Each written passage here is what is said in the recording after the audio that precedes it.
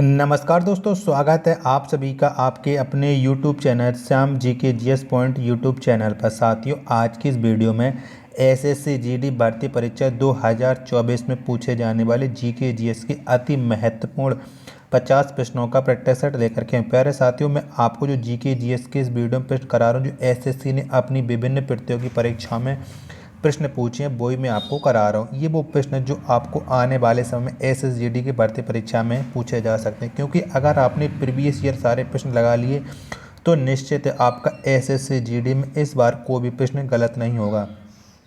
अब वीडियो पूरा देखिएगा। वीडियो पसंद आए तो वीडियो को लाइक कर देना। चैनल को आपने अभी तक सब्सक्राइब नहीं किया होगा तो चैनल को आप जरूर सब्सक्राइब कर लीजिएगा।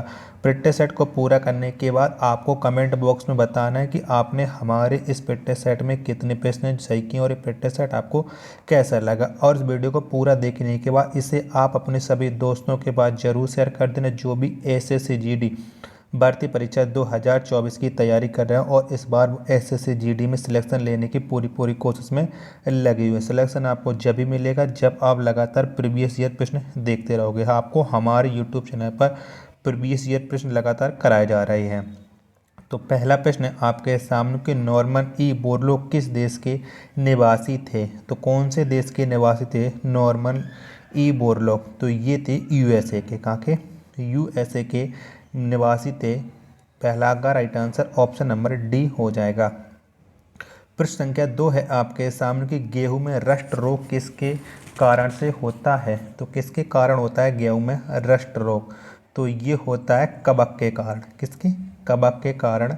2 का right answer option number D हो जाएगा। प्रश्न संख्या 3 है आपके सामने कि पौधे नाइट्रोजन को किस रूप में ग्रहण करते हैं? तो किस रूप में ग्रहण करते हैं पौधे नाइट्रोजन को? तो ये नाइट्रेट के रूप में। किसके? नाइट्रेट के रूप में ग्रहण करते हैं। 3 का right answer option number B हो जाएगा। प्रश्न संख्या 4 है आपके सामने कि 2,4-D क्या है? तो ये क्या है? तो ये एक खरपतवार नाशी औषधि है। क्या? 2,4-D ये खरपतवार नाशी औषधि है, दवाई है। तो 4 का right answer option number A हो जाएगा। प्रश्न संख्या 5 है आपके सामने कि तम्बाकू में विषैला तत्व होता है। तो कौन सा विषैला तत्व होता है तम्बाकू में? तो तम्बाकू में निकोटीन होता है। कौन सा होता है? निकोटीन होता है। 5 का right answer option number C हो जाएगा। प्रश्न संख्या 6 आपके सामने कि विश्व वन दिवस मनाया जाता है। तो कब मनाया जाता है विश्व वन दिवस? थोड़ा टाइपिंग मिस्टेक हो गई है तो आप सभी लोग एडजस्ट कर सकते हैं। तो विश्व वन दिवस प्रत्येक वर्ष 21 मार्च को। कब? 21 मार्च को मनाया जाता है। 6 का right answer option number C हो जाएगा। प्रश्न संख्या 7 है आपके सामने कि दुग्ध का पाश्चराइजेशन किसने किया था? तो किसने किया था? तो दुग्ध का पाश्चराइजेशन किया था लुई पाश्चर ने। किसने? लुई पाश्चर ने। 7 का right answer option number D हो जाएगा। प्रश्न संख्या 8 है आपके सामने कि भारतीय कृषि का इतिहास नामक पुस्तक के लेखक कौन हैं? तो ये पुस्तक किसने लिखी है ये आपको बताना है। तो भारतीय कृषि का इतिहास इस पुस्तक के लेखक हैं एम.एस. रंधावा। कौन है? एम.एस. रंधावा। 8 का आंसर हो जाएगा ऑप्शन नंबर ए। प्रश्न संख्या 9 है आपके सामने कि आलू क्या है? तो क्या है आलू? तो आलू एक तना है। क्या है? आलू एक तना है। 9 का right answer option number C हो जाएगा। प्रश्न संख्या 10 है आपके सामने कि जूट उत्पादन में अग्रणी राज्य कौन है? तो कौन सा है? तो जूट उत्पादन में जो अग्रणी राज्य है वो है पश्चिम बंगाल। कौन सा है? पश्चिम बंगाल है। 10 का आंसर ऑप्शन नंबर बी हो जाएगा। प्रश्न संख्या 11 है आपके सामने कि कपास पौधे के किस भाग से प्राप्त होता है? तो कौन से भाग से प्राप्त होता है कपास? ये आपको बताना है। कपास पौधे के फल से प्राप्त होता है। किससे? फल से। 11 का right answer option number B हो जाएगा।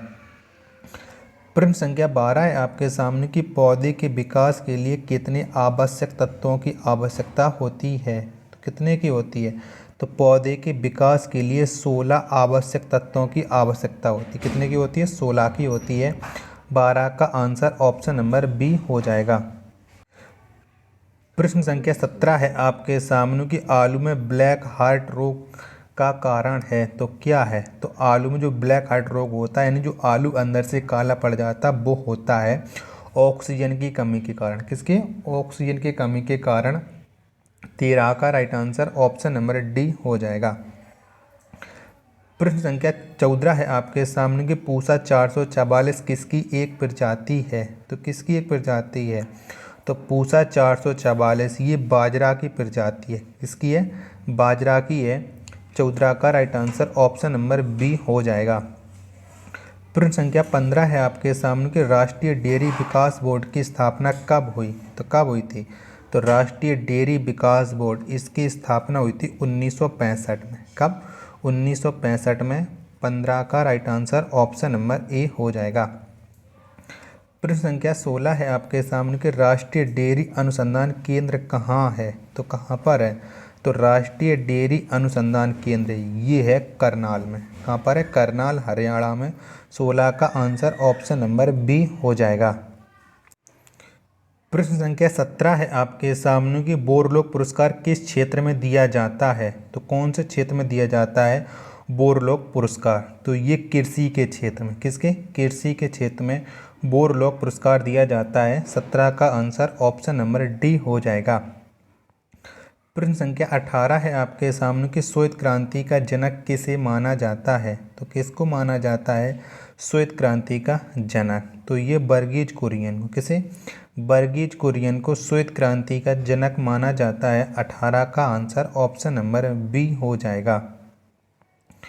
प्रश्न संख्या 19 है आपके सामने कि चिपको आंदोलन की शुरुआत कब हुई थी? तो कब हुई थी? तो चिपको आंदोलन की शुरुआत 1973 में। कब? 1973 में हुई थी। 19 का आंसर ऑप्शन नंबर ए हो जाएगा। प्रश्न संख्या 20 है आपके सामने कि फूलों का अध्ययन क्या कहलाता है? तो क्या कहलाता है? तो फूलों का अध्ययन एंथोलॉजी कहलाता है। क्या? एंथोलॉजी। 20 का आंसर ऑप्शन नंबर बी हो जाएगा। प्रश्न संख्या 21 है आपके सामने कि दुग्ध में मीठापन किसके कारण होता है? तो किसकी उपस्थिति के कारण दुग्ध में मीठापन होता है? तो ये लैक्टोज की उपस्थिति के कारण। किसके? लैक्टोज के कारण होता है। 21 का आंसर ऑप्शन नंबर ए हो जाएगा। प्रश्न संख्या 22 है आपके सामने कि गेहूं का सबसे बड़ा उत्पादक देश है? तो इनमें से कौन सा देश है जो गेहूं की सबसे ज़्यादा पैदावारी करता है? तो वो देश है भारत का पड़ोसी देश चीन। 22 का right answer option number D हो जाएगा। प्रश्न संख्या 23 है आपके सामने कि भारत में हरित क्रांति के जन्मदाता माना जाता है? तो किसे माना जाता है भारत में हरित क्रांति का? तो ये माना जाता है एम.एस. स्वामीनाथन को। किसे? एम.एस. स्वामीनाथन को भारत में हरित क्रांति का जन्मदाता। 23 का आंसर ऑप्शन नंबर बी हो जाएगा। प्रश्न संख्या 24 है आपके सामने कि भारत में हरित क्रांति की शुरुआत किस वर्ष हुई थी? तो कब हुई थी भारत में हरित क्रांति की शुरुआत? तो 1967-68। कब? 1967-68 में भारत में हरित क्रांति की शुरुआत हुई थी। 24 का आंसर ऑप्शन नंबर ए हो जाएगा।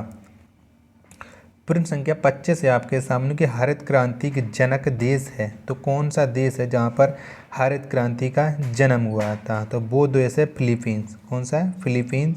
25 का right answer option number B हो जाएगा। प्रश्न संख्या 26 है आपके सामने कि हरित क्रांति शब्द का प्रयोग सर्वप्रथम किसने किया था? तो किसने किया था? तो हरित क्रांति शब्द का सर्वप्रथम प्रयोग किया था डॉक्टर विलियम गॉड ने। किसने? डॉक्टर विलियम गॉड ने। 26 का आंसर ऑप्शन नंबर डी हो जाएगा। प्रश्न संख्या 27 है आपके सामने कि फलों का अध्ययन क्या कहलाता है? तो क्या कहलाता है? तो फलों का अध्ययन कहलाता है पोमोलॉजी। क्या? पोमोलॉजी। 27 का आंसर ऑप्शन नंबर बी हो जाएगा। प्रश्न संख्या 28 है आपके सामने कपास अनुसंधान केंद्र कहाँ में स्थित, यानी कहाँ पर है कपास अनुसंधान केंद्र? तो ये है मुंबई में। कहाँ पर? मुंबई में कपास अनुसंधान केंद्र। 28 का आंसर ऑप्शन नंबर बी हो जाएगा। प्रश्न संख्या 29 है आपके सामने कि लौंग पौधे के किस भाग से प्राप्त किए जाते हैं? तो कौन से भाग से प्राप्त होते हैं लौंग?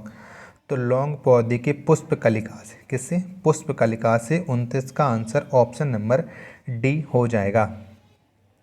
प्रश्न संख्या 30 है आपके सामने कि सोयाबीन में प्रोटीन कितना प्रतिशत होता है। तो कितने प्रतिशत होता है? तो सोयाबीन में प्रोटीन 46% होता है। कितना? 46%। 30 का आंसर ऑप्शन नंबर बी हो जाएगा।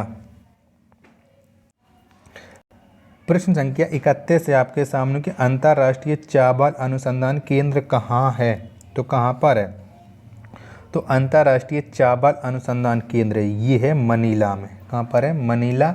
और ये पड़ता है फिलीपींस में। 31 का right answer option number A हो जाएगा। प्रश्न संख्या 32 है आपके सामने केंद्रीय चावल शोध संस्थान कहाँ में स्थित है। तो कहाँ पर है? तो केंद्रीय चावल शोध संस्थान ये है कटक। कहाँ पर है? कटक में है। 32 का आंसर ऑप्शन नंबर सी हो जाएगा।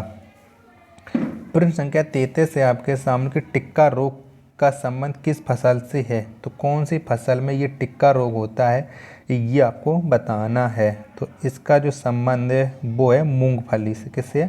मूंगफली से। 33 का आंसर ऑप्शन नंबर सी हो जाएगा।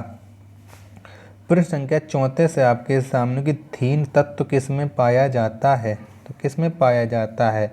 तो जो थीन तत्व है ये चाय में पाया जाता है। किस में? चाय में पाया जाता है।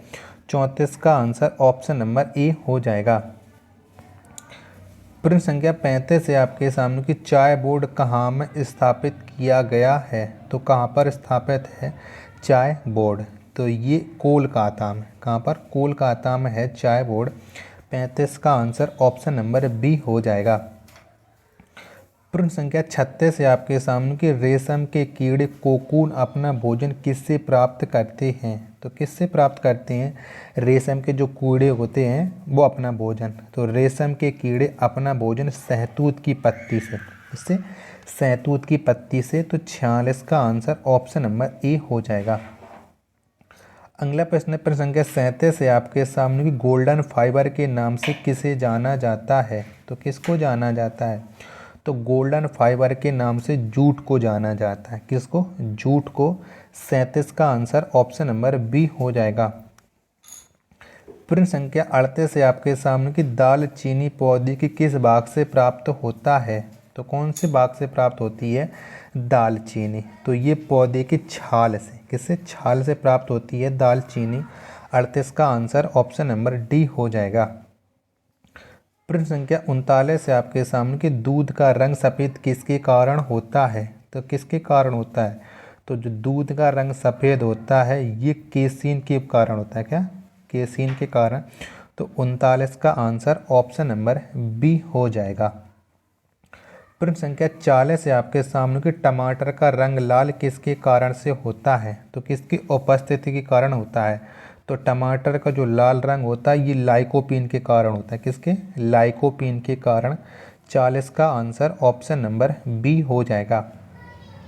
प्रश्न संख्या 41 है आपके सामने कि कॉफ़ी में कौन सा तत्व पाया जाता है। तो कौन सा तत्व पाया जाता है कॉफ़ी में? तो कॉफ़ी में कैफीन तत्व पाया जाता है। कौन सा? कैफीन। 41 का आंसर ऑप्शन नंबर बी हो जाएगा। प्रश्न संख्या 42 है आपके सामने कि मशरूम क्या है। तो क्या है मशरूम? तो मशरूम है एक कवक। क्या है? कवक है मशरूम। 42 का आंसर ऑप्शन नंबर डी हो जाएगा। प्रश्न संख्या 43 है आपके सामने कि स्वतंत्र भारत के पहले कृषि मंत्री कौन थे। तो कौन थे? तो स्वतंत्र भारत के पहले कृषि मंत्री थे पंजाब राव देशमुख। कौन? पंजाब राव देशमुख। 43 का आंसर ऑप्शन नंबर सी हो जाएगा। प्रश्न संख्या 44 है आपके सामने कि धान में खैरा रोग किसकी कमी से होता है। तो किसकी कमी से होता है? तो धान में जो खैरा रोग होता है ये जिंक की कमी से होता है। किसकी? जिंक की कमी से। 44 का आंसर ऑप्शन नंबर ए हो जाएगा। प्रश्न संख्या 45 है आपके सामने कि विश्व में धान की बोनी किस्म कौन है। तो कौन सी है? तो विश्व में जो धान की बोनी किस्म है वो है IR8। कौन है? IR8। 45 का आंसर ऑप्शन नंबर बी हो जाएगा। प्रश्न संख्या 46 है आपके सामने कि मलेरिया औषधि कुनैन किससे प्राप्त होता है। तो किससे प्राप्त की जाती है कुनैन? तो कोनेन सिनकोना की छाल से, किससे? सिनकोना की छाल से 46 का आंसर ऑप्शन नंबर सी हो जाएगा। तो प्यारे साथियों, आज की इस वीडियो में और इस प्रैक्टिस सेट में आपको 46 ही प्रश्न थे। अगर आपको ये 46 प्रश्न पसंद आए हों तो वीडियो को लाइक कर देना। चैनल को आपने अभी तक सब्सक्राइब नहीं किया होगा तो चैनल को आप जरूर सब्सक्राइब कर लीजिएगा। मिलते हैं अपन नेक्स्ट वीडियो में, तब तक के लिए धन्यवाद। जय हिंद।